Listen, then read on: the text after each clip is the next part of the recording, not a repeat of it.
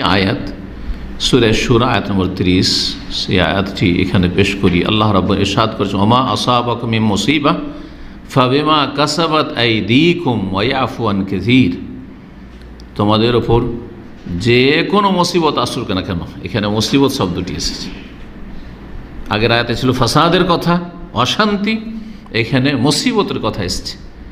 ওমা আসাবাকুম মুসিবা, যে কোনো মুসিবত, যেই ধরনের মুসিবত তোমাদের আসুক না কেন। মা আরবি গ্রামে বলা হয়েছে, এটা অত্যন্ত ব্যাপক অর্থপূর্ণ। যে কোনো রকমের মুসিবত, ব্যক্তি জীবনের মুসিবত হোক, আবার ব্যক্তি জীবনেও বিভিন্ন দিক আছে। সে শারীরিক মুসিবত, অসুস্থ, অসুখ ছুটে না, মানসিক, শরীর সুস্থ আছে, শরীরে কোনো রোগ খুঁজে পাওয়া যায় না, কিন্তু মানসিক অশান্তিতে আছে।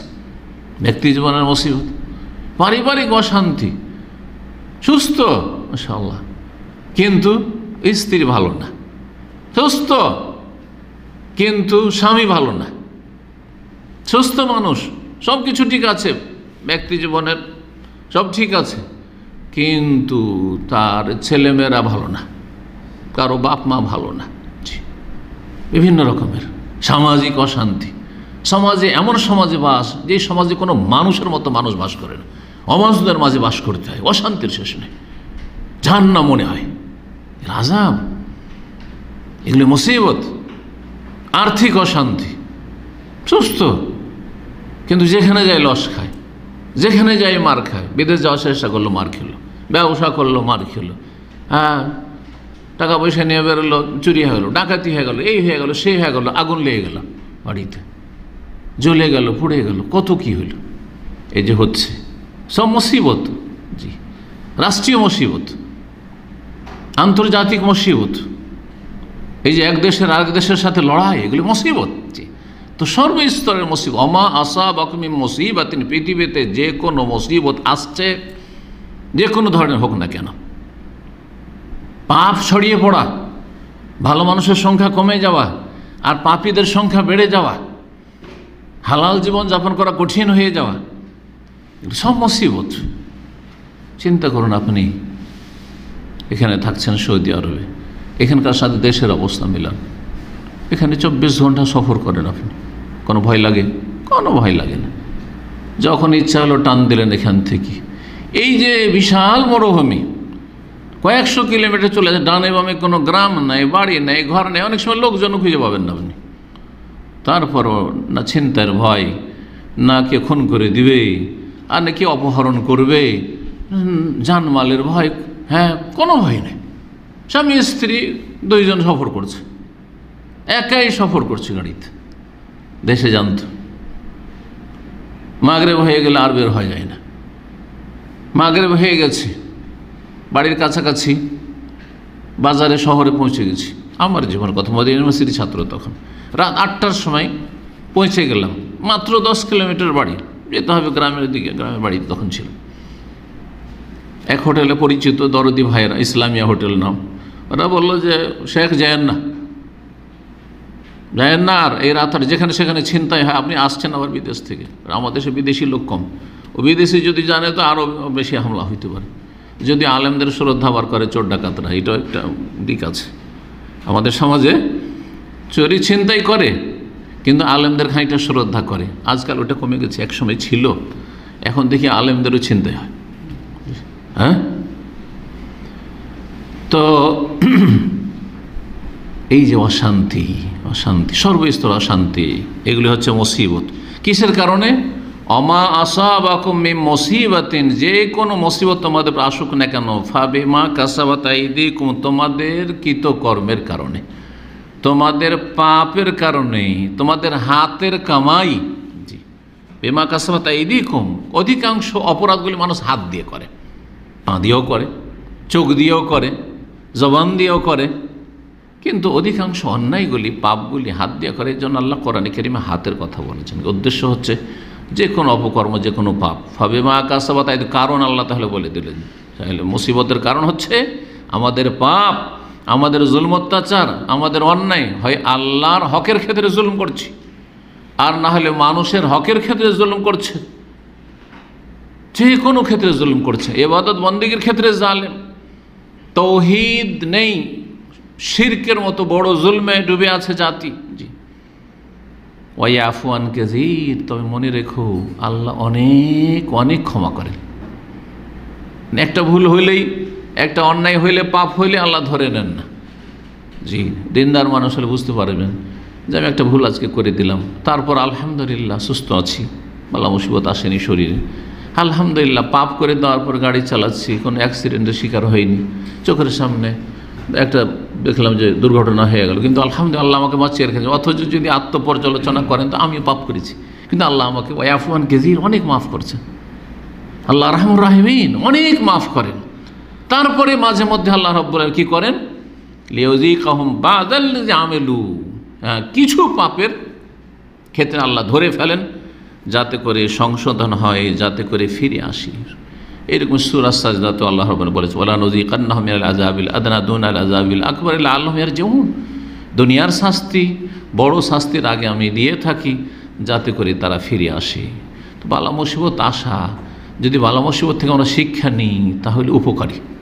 মাঝে মাঝে অসুস্থ হওয়া, মাঝে মাঝে আর্থিক সংকট হওয়া, মাঝে মাঝে এইরকম ধরনের সমস্যার সম্মুখীন হওয়া, যে কোনো রকম বালা মুসিবত হোক না কেন, দিনদার লোকের জন্য ভালো। পারিবারিক একটা অশান্তি, হঠাৎ করে স্বামী স্ত্রীতে ঝগড়া, ছেলেমেয়েরা দেখছেন অবাধ্য হয়ে যাচ্ছে, একজন নেক মানুষ চিন্তা করবেন আমার ছেলেগুলো খারাপ কেন হয়ে যাচ্ছে, আমার ছেলেমেয়েরা কথা কেন শুনছে না, আমার স্ত্রী কেন কথা শুনছে না, আমার সাথে আমার ভাইদের কেন ঝগড়া দ্বন্দ্ব লেগে যাচ্ছে, সমস্যা কেন?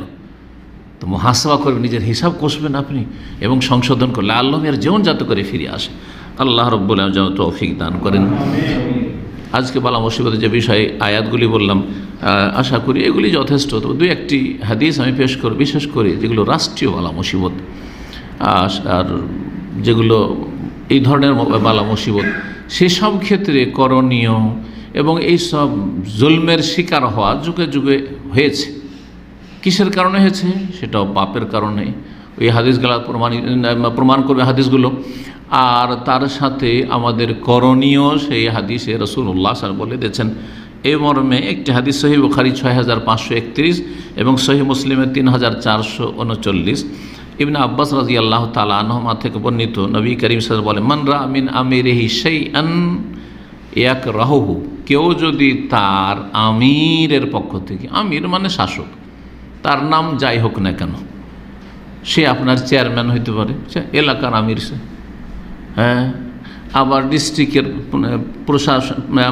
প্রশাসনিক দায়িত্ব যারা রয়েছে, ডিসি, ডিএম ইত্যাদি হইতে পারে, আবার পুলিশ সুপার হইতে পারে, আবার এমপি হইতে পারে, হ্যাঁ, আবার যে কোনো স্তরের নেতা হইতে পারে, পুঁজিপতি হইতে পারে, হ্যাঁ, এলাকার মতব্বর হইতে পারে, যে কোনো ধরনের হইতে পারে, অথবা রাষ্ট্রনায়ক হইতে পারে।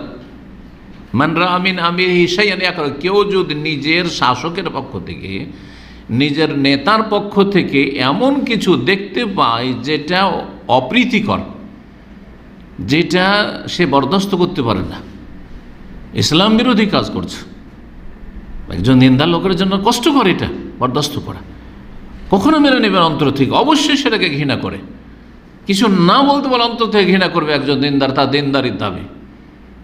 অথবা তাদের উপর জুলম অত্যাচার হচ্ছে, অন্যায় করা হচ্ছে, অবিচার করা হচ্ছে, যে পাবে না তাকে দেওয়া হচ্ছে, যে পাবে তাকে দেওয়া হচ্ছে না, কাউকে বঞ্চিত করা হচ্ছে, আর কেউ পাওয়ার যোগ্য নাই তাদেরকে দেওয়া হচ্ছে, বহু রকমের জুলম অত্যাচার।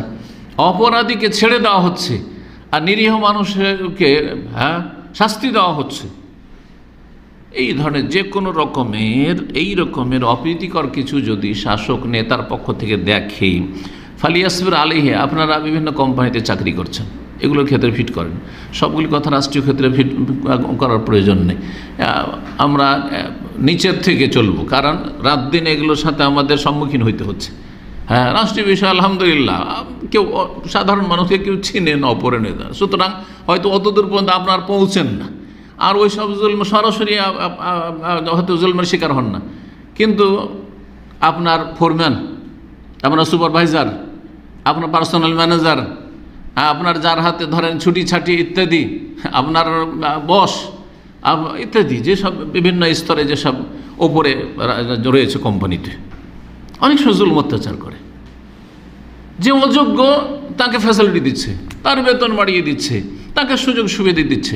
আপনি ছুটি চাইতে যান, ছুটি দেয় না আপনাকে। হ্যাঁ, অনেক সময় আপনাকে দাঁড়িয়ে রাখতে দিচ্ছে না, কিন্তু ফাসেক পাপিষ্ঠ তাদেরকে সুযোগ সুবিধা দিচ্ছে। এমন কিছু কোনো নেতার পক্ষ থেকে, যে কোনো ধরনের নেতা হোক, যদি কেউ দেখতে পায়, কি করতে হবে? আর আজকালকার লোকেরা কি করে, এই একটি মানহাজগত আকীদাগত গুরুত্বপূর্ণ পয়েন্ট আপনাদেরকে আজকে ধরিয়ে দেবো ভালো করে, কারণ এগুলো মানুষ মোটা বুঝে ধরতে পারে না। রাসূলুল্লাহ কি বলেছেন আর আজকালকার মানুষরা কি করে, যদি সরকারকে দেখে অথবা নেতাদেরকে দেখে যে অন্যায় কাজ করছে, তাহলে আজকালকার লোকেরা কি করে, কারণ গণতন্ত্র মগজে ঢুকে আছে, আর গণতান্ত্রিক অধিকার হচ্ছে যে মিছিলে বেরিয়ে যাও, হ্যাঁ, বিক্ষোভে নেমে যাও, আর তারপর ভাঙচুর শুরু করে দাও, জ্বালাও আর পোড়াও, হ্যাঁ, রাস্তাঘাট বন্ধ করো, হ্যাঁ, দেশকে অচল করে দাও, গাড়ি চলতে দেব না, করছেন না, কারণ মগজে ঢুকে আছে ওই যে কুফরি তন্ত্র, গণতন্ত্র ঢুকে আছে। আমরা সেটাকে বুঝে সুঝে নিই, আর না হলে অচেতনভাবে নিই, সেটাকে ইসলামের লেবাস পরিয়ে নিই ইসলামী গণতন্ত্র বলে, অথবা ব্যাস যেমন যারা ইসলামের দোহাই দিয়ে যারা রাজনীতি করে না তাদের রাজনীতি হোক, আর যারা ইসলামের দোহাই দিয়ে করে সবখানে ইসলামিক লাগিয়ে দিলে কাজ হয়ে যায়, ইসলামিক লাগিয়ে দিল।